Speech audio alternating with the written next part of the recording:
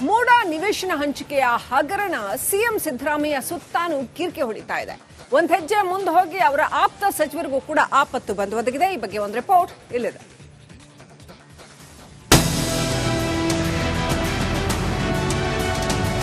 ಎಲ್ಲ ರಾಜಕೀಯ ಪ್ರೇರಿತ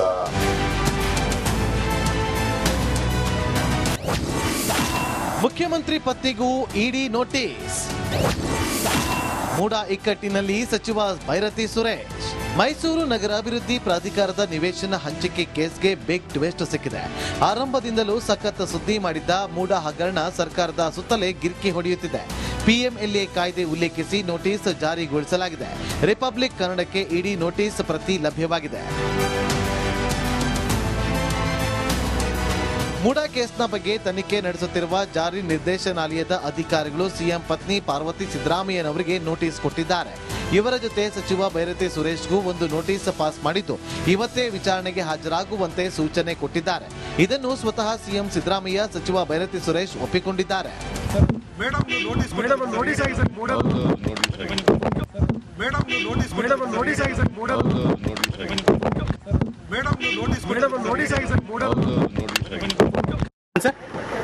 ನೋಟಿಸ್ ಕೊಟ್ಟಿದೆಯಾ ಸರ್? ಹೇಳಿ ಸರ್. ನೋಟಿಸ್ ಕೊಟ್ಟಿದೆಯಾ ಸರ್? ಇನ್ನೊಂದು ಮಗ್ಗಲಲ್ಲಿ ಇಡಿ ನೋಟಿಸ್ ಬಗ್ಗೆ ಕಾಂಗ್ರೆಸ್ ನಾಯಕರು ಅನುಮಾನ ವ್ಯಕ್ತಪಡಿಸಿದ್ದಾರೆ. ಇದೆಲ್ಲ ಪೊಲಿಟಿಕಲ್ ಗೇಮ್ ಅನ್ನೋ ಆರೋಪ ಮಾಡುತ್ತಿದ್ದಾರೆ. ಎಲ್ಲ ರಾಜಕೀಯ ಪ್ರೇರಿತ. ನನ್ನ ಪ್ರಕಾರ ನನ್ನ ಕೇಸು ಇದೇ ರೀತಿ ನಡೀತು. Two institutions can't do at A same time. ಈಗಾಗಲೇ ಲೋಕಾಯುಕ್ತಲ್ಲಿ ತನಿಖೆ ನಡೀತಾ ಇದೆ.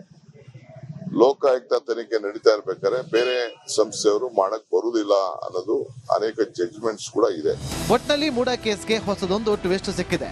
ರಾಜಕೀಯ ಮೇಲಾಟದ ಮಧ್ಯೆ ತನಿಖೆ ಇನ್ಯಾವ ದಿಕ್ಕಿನಲ್ಲಿ ಸಾಗುತ್ತೆ ಮತ್ಯಾವ ಸ್ವರೂಪ ಪಡೆದುಕೊಳ್ಳುತ್ತೆ ಅನ್ನೋದು ಸಾಕಷ್ಟು ಕುತೂಹಲ ಕೆರಳಿಸುತ್ತಿದೆ. Bureau report, Republic Kannada.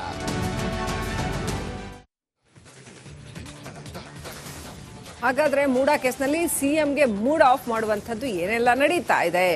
ಸಿಬಿಐಗೆ ಕೇಸನ್ನ ವರ್ಗಾಯಿಸಬೇಕು ಅಂತ ಅರ್ಜಿ ಸಲ್ಲಿಸಿದ್ದಾರೆ. ದೂರುದಾರ ಸ್ನೇಹಮಯಿ ಕೃಷ್ಣ ಕೂಡ ಇದನ್ನ ಅರ್ಜಿ ಸಲ್ಲಿಸಿದ್ದಾರೆ. ಸ್ನೇಹಮಯಿ ಪರ ಮಣೀಂದರ್ ಸಿಂಗ್ ವಾದ ಮಂಡನೆ ಮಾಡಿದ್ರು ಇವತ್ತು ಕೋರ್ಟ್ನಲ್ಲಿ. ಕೋರ್ಟ್ನಲ್ಲಿ ಧಾರವಾಡದಲ್ಲಿ ಸಿಂಗಲ್ ಜಡ್ಜ್ ಬೆಂಚ್ನಲ್ಲಿ ಆ ಒಂದು ಕೇಸನ್ನ ಹಿಯರಿಂಗ್ ಇತ್ತಿವತ್ತು. ಸಿಎಂ ಸಿದ್ದರಾಮಯ್ಯ ವಿರುದ್ಧ ಗಂಭೀರ ಆರೋಪ ಇದೆ.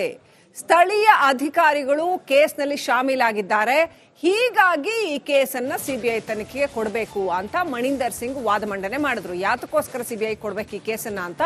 ಇನ್ನು ದೇವರಾಜ್ ಪರ ದುಷ್ಯಂತ್ ದವೆ ಪ್ರತಿವಾದ ಮಾಡಿದ್ರು.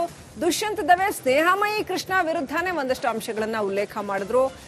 ಕಂಪ್ಲೇಂಟ್ ಏನ್ ಕೊಟ್ಟಿದ್ದಾರೆ ಅದರಲ್ಲಿ ಸಾಕಷ್ಟು ಮಾಹಿತಿಯನ್ನ ಮುಚ್ಚಿಟ್ಟಿದ್ದಾರೆ, ಎಲ್ಲ ಮಾಹಿತಿ ಕೊಟ್ಟಿಲ್ಲ ಅನ್ನುವಂಥದ್ದನ್ನ ದುಷ್ಯಂತ್ ದವೆ ಹೇಳಿದ್ರು. ಇನ್ನು ಲೋಕಾಯುಕ್ತಗೆ ಕೊಟ್ಟ ದೂರಲ್ಲೇ ಸಿಬಿಐ ತನಿಖೆ ಮಾಡಬೇಕು ಅನ್ನೋ ಬಗ್ಗೆ ಯಾವ ಉಲ್ಲೇಖನೂ ಇಲ್ಲ ಅಂತ ಹೇಳಿದ್ದಾರೆ. ಸ್ನೇಹಮಯಿ ಕೃಷ್ಣ ಕೋರ್ಟ್ಗೆ ಕೆಲವು ದಾಖಲೆಗಳನ್ನ ಮುಚ್ಚಿಟ್ಟಿದ್ದಾರೆ, ಎಲ್ಲದನ್ನು ಕೊಟ್ಟಿಲ್ಲ ಅಂತ ದುಷ್ಯಂತ್ ದವೆ ದೂರುದಾರರ ವಿರುದ್ಧವೇ ಇವತ್ತು ಕೋರ್ಟಲ್ಲಿ ಆರೋಪವನ್ನು ಹೊರಿಸಿದ್ರು. ಹೀಗಾಗಿ ಸಿಬಿಐ ತನಿಖೆಯ ಅಗತ್ಯತೆ ಇಲ್ಲ ಈ ಕೇಸಲ್ಲಿ ಅಂತ ದುಷ್ಯಂತ್ ದವೆ ವಾದ ಮಂಡನೆ ಮಾಡಿದ್ರು. ಇನ್ನು ಸರ್ಕಾರದ ಪರ ವಕೀಲ ಕಪಿಲ್ ಸಿಬಲ್ ಭರ್ಜರಿ ವಾದ ಮಂಡನೆ ಮಾಡಿದ್ರು. ಇವತ್ತು ಸ್ವಯಂ ಪ್ರೇರಿತವಾಗಿ ಕೋರ್ಟ್ ಸಿಬಿಐ ತನಿಖೆಗೆ ಕೊಡಕ್ಕಾಗಲ್ಲ, ಸುಮೋಟೋ ತಗೊಂಡು ಇದನ್ನ ಕೋರ್ಟ್ ಸಿಬಿಐ ಕೊಡಕ್ಕಾಗಲ್ಲ ಅನ್ನೋದು ಕಪಿಲ್ ಸಿಬಲ್ ಅವರ ವಾದ. ಹಾಗೇನೆ ಕೋರ್ಟ್ ಇದನ್ನ ಬೇಕಾದ್ರೆ ಮರು ತನಿಖೆಗೆ ಆದೇಶಿಸಬಹುದೇ ಹೊರತು ಇದನ್ನ ಡೈರೆಕ್ಟ್ ಆಗಿ ಸಿಬಿಐಗೆ ಕೊಡಿ ಅಂತ ಕೋರ್ಟ್ ಹೇಳಕ್ಕಾಗಲ್ಲ ಅನ್ನೋದು ಕಪಿಲ್ ಸಿಬಲ್ ಅವರ ವಾದ. ಮೂಡ ನಿವೇಶನ ಹಂಚಿಕೆಯ ಹಗರಣ ಸಿಎಂ ಸಿದ್ದರಾಮಯ್ಯ ಸುತ್ತಾನು ಕಿರಿಕೆ ಹೊಡಿತಾ ಇದೆ. ಒಂದ್ ಹೆಜ್ಜೆ ಮುಂದೆ ಹೋಗಿ ಅವರ ಆಪ್ತ ಸಚಿವರಿಗೂ ಕೂಡ ಆಪತ್ತು ಬಂದು ಒದಗಿದೆ. ಈ ಬಗ್ಗೆ ಒಂದು ರಿಪೋರ್ಟ್ ಇಲ್ಲಿದೆ.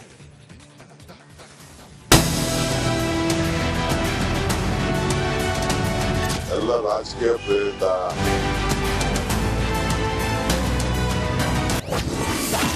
ಮುಖ್ಯಮಂತ್ರಿ ಪತ್ನಿಗೂ ಇಡಿ ನೋಟಿಸ್. ಮೂಡ ಇಕ್ಕಟ್ಟಿನಲ್ಲಿ ಸಚಿವ ಭೈರತಿ ಸುರೇಶ್. ಮೈಸೂರು ನಗರಾಭಿವೃದ್ಧಿ ಪ್ರಾಧಿಕಾರದ ನಿವೇಶನ ಹಂಚಿಕೆ ಕೇಸ್ಗೆ ಬಿಗ್ ಟ್ವಿಸ್ಟ್ ಸಿಕ್ಕಿದೆ. ಆರಂಭದಿಂದಲೂ ಸಖತ್ ಸುದ್ದಿ ಮಾಡಿದ್ದ ಮೂಡ ಹಗರಣ ಸರ್ಕಾರದ ಸುತ್ತಲೇ ಗಿರ್ಕಿ ಹೊಡೆಯುತ್ತಿದೆ. ಪಿಎಂಎಲ್ಎ ಕಾಯ್ದೆ ಉಲ್ಲೇಖಿಸಿ ನೋಟಿಸ್ ಜಾರಿಗೊಳಿಸಲಾಗಿದೆ. ರಿಪಬ್ಲಿಕ್ ಕನ್ನಡಕ್ಕೆ ಇಡಿ ನೋಟಿಸ್ ಪ್ರತಿ ಲಭ್ಯವಾಗಿದೆ. ಮೂಡ ಕೇಸ್ನ ಬಗ್ಗೆ ತನಿಖೆ ನಡೆಸುತ್ತಿರುವ ಜಾರಿ ನಿರ್ದೇಶನಾಲಯದ ಅಧಿಕಾರಿಗಳು ಸಿಎಂ ಪತ್ನಿ ಪಾರ್ವತಿ ಸಿದ್ದರಾಮಯ್ಯನವರಿಗೆ ನೋಟಿಸ್ ಕೊಟ್ಟಿದ್ದಾರೆ. ಇವರ ಜೊತೆ ಸಚಿವ ಬೈರತಿ ಸುರೇಶ್ಗೂ ಒಂದು ನೋಟಿಸ್ ಪಾಸ್ ಮಾಡಿದ್ದು ಇವತ್ತೇ ವಿಚಾರಣೆಗೆ ಹಾಜರಾಗುವಂತೆ ಸೂಚನೆ ಕೊಟ್ಟಿದ್ದಾರೆ. ಇದನ್ನು ಸ್ವತಃ ಸಿಎಂ ಸಿದ್ದರಾಮಯ್ಯ ಸಚಿವ ಬೈರತಿ ಸುರೇಶ್ ಒಪ್ಪಿಕೊಂಡಿದ್ದಾರೆ.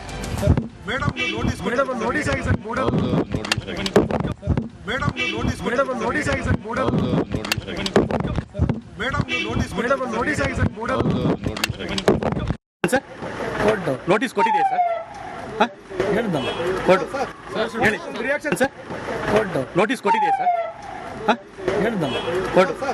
ಹೇಳಿ ರಿಯಾಕ್ಷನ್. ಇನ್ನೊಂದು ಮಗ್ಗಲಲ್ಲಿ ಇಡಿ ನೋಟಿಸ್ ಬಗ್ಗೆ ಕಾಂಗ್ರೆಸ್ ನಾಯಕರು ಅನುಮಾನ ವ್ಯಕ್ತಪಡಿಸಿದ್ದಾರೆ. ಇದೆಲ್ಲ ಪೊಲಿಟಿಕಲ್ ಗೇಮ್ ಅನ್ನೋ ಆರೋಪ ಮಾಡುತ್ತಿದ್ದಾರೆ.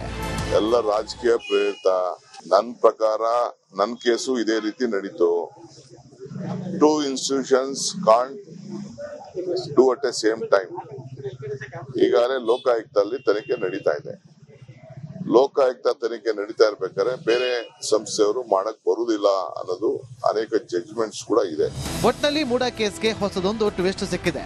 ರಾಜಕೀಯ ಮೇಲಾಟದ ಮಧ್ಯೆ ತನಿಖೆ ಇನ್ಯಾವ ದಿಕ್ಕಿನಲ್ಲಿ ಸಾಗುತ್ತೆ ಮತ್ಯಾವ ಸ್ವರೂಪ ಪಡೆದುಕೊಳ್ಳುತ್ತೆ ಅನ್ನೋದು ಸಾಕಷ್ಟು ಕುತೂಹಲ ಕೆರಳಿಸುತ್ತಿದೆ.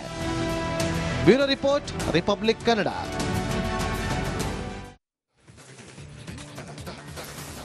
ಹಾಗಾದ್ರೆ ಮೂಡಾ ಕೇಸ್ನಲ್ಲಿ ಸಿಎಂಗೆ ಮೂಡ್ ಆಫ್ ಮಾಡುವಂಥದ್ದು ಏನೆಲ್ಲ ನಡೀತಾ ಇದೆ? ಸಿಬಿಐಗೆ ಕೇಸನ್ನ ವರ್ಗಾಯಿಸಬೇಕು ಅಂತ ಅರ್ಜಿ ಸಲ್ಲಿಸಿದ್ದಾರೆ. ದೂರುದಾರ ಸ್ನೇಹಮಯಿ ಕೃಷ್ಣ ಕೂಡ ಇದನ್ನ ಅರ್ಜಿ ಸಲ್ಲಿಸಿದ್ದಾರೆ. ಸ್ನೇಹಮಯಿ ಪರ ಮಣೀಂದರ್ ಸಿಂಗ್ ವಾದ ಮಂಡನೆ ಮಾಡಿದ್ರು ಇವತ್ತು ಕೋರ್ಟ್ನಲ್ಲಿ. ಕೋರ್ಟ್ನಲ್ಲಿ ಧಾರವಾಡದಲ್ಲಿ ಸಿಂಗಲ್ ಜಡ್ಜ್ ಬೆಂಚ್ನಲ್ಲಿ ಆ ಒಂದು ಕೇಸನ್ನ ಹಿಯರಿಂಗ್ ಇತ್ತಿವತ್ತು. ಸಿಎಂ ಸಿದ್ದರಾಮಯ್ಯ ವಿರುದ್ಧ ಗಂಭೀರ ಆರೋಪ ಇದೆ. ಸ್ಥಳೀಯ ಅಧಿಕಾರಿಗಳು ಕೇಸ್ನಲ್ಲಿ ಶಾಮೀಲಾಗಿದ್ದಾರೆ. ಹೀಗಾಗಿ ಈ ಕೇಸನ್ನ ಸಿಬಿಐ ತನಿಖೆಗೆ ಕೊಡಬೇಕು ಅಂತ ಮಣೀಂದರ್ ಸಿಂಗ್ ವಾದ ಮಂಡನೆ ಮಾಡಿದ್ರು. ಯಾತಕ್ಕೋಸ್ಕರ ಸಿಬಿಐ ಕೊಡಬೇಕು ಈ ಕೇಸನ್ನ ಅಂತ. ಇನ್ನು ದೇವರಾಜ್ ಪರ ದುಷ್ಯಂತ್ ದವೆ ಪ್ರತಿವಾದ ಮಾಡಿದ್ರು.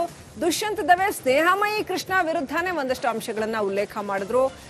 ಕಂಪ್ಲೇಂಟ್ ಏನ್ ಕೊಟ್ಟಿದ್ದಾರೆ ಅದರಲ್ಲಿ ಸಾಕಷ್ಟು ಮಾಹಿತಿಯನ್ನ ಮುಚ್ಚಿಟ್ಟಿದ್ದಾರೆ, ಎಲ್ಲಾ ಮಾಹಿತಿ ಕೊಟ್ಟಿಲ್ಲ ಅನ್ನುವಂಥದ್ದನ್ನ ದುಷ್ಯಂತ್ ದವೆ ಹೇಳಿದ್ರು. ಇನ್ನು ಲೋಕಾಯುಕ್ತಗೆ ಕೊಟ್ಟ ದೂರಲ್ಲೇ ಸಿಬಿಐ ತನಿಖೆ ಮಾಡಬೇಕು ಅನ್ನೋ ಬಗ್ಗೆ ಯಾವ ಉಲ್ಲೇಖನೂ ಇಲ್ಲ ಅಂತ ಹೇಳಿದ್ದಾರೆ. ಸ್ನೇಹಮಯಿ ಕೃಷ್ಣ ಕೋರ್ಟ್ಗೆ ಕೆಲವು ದಾಖಲೆಗಳನ್ನ ಮುಚ್ಚಿಟ್ಟಿದ್ದಾರೆ, ಎಲ್ಲದನ್ನು ಕೊಟ್ಟಿಲ್ಲ ಅಂತ ದುಷ್ಯಂತ್ ದವೆ ದೂರುದಾರರ ವಿರುದ್ಧವೇ ಇವತ್ತು ಕೋರ್ಟಲ್ಲಿ ಆರೋಪವನ್ನು ಹೊರಿಸಿದ್ರು. ಹೀಗಾಗಿ ಸಿಬಿಐ ತನಿಖೆ ಅಗತ್ಯತೆ ಇಲ್ಲ ಈ ಕೇಸಲ್ಲಿ ಅಂತ ದುಷ್ಯಂತ್ ದವೆ ವಾದ ಮಂಡನೆ ಮಾಡಿದ್ರು. ಇನ್ನು ಸರ್ಕಾರದ ಪರ ವಕೀಲ ಕಪಿಲ್ ಸಿಬಲ್ ಭರ್ಜರಿ ವಾದ ಮಂಡನೆ ಮಾಡಿದ್ರು. ಇವತ್ತು ಸ್ವಯಂ ಪ್ರೇರಿತವಾಗಿ ಕೋರ್ಟ್ ಸಿಬಿಐ ತನಿಖೆಗೆ ಕೊಡಕ್ಕಾಗಲ್ಲ, ಸುಮೋಟೋ ತಗೊಂಡು ಇದನ್ನ ಕೋರ್ಟ್ ಸಿಬಿಐ ಕೊಡಕ್ಕಾಗಲ್ಲ ಅನ್ನೋದು ಕಪಿಲ್ ಸಿಬಲ್ ಅವರ ವಾದ. ಹಾಗೇನೆ ಕೋರ್ಟ್ ಇದನ್ನ ಬೇಕಾದ್ರೆ ಮರು ತನಿಖೆಗೆ ಆದೇಶಿಸಬಹುದೇ ಹೊರತು ಇದನ್ನ ಡೈರೆಕ್ಟ್ ಆಗಿ ಸಿಬಿಐಗೆ ಕೊಡಿ ಅಂತ ಕೋರ್ಟ್ ಹೇಳಕ್ಕಾಗಲ್ಲ ಅನ್ನೋದು ಕಪಿಲ್ ಸಿಬಲ್ ಅವರ ವಾದ.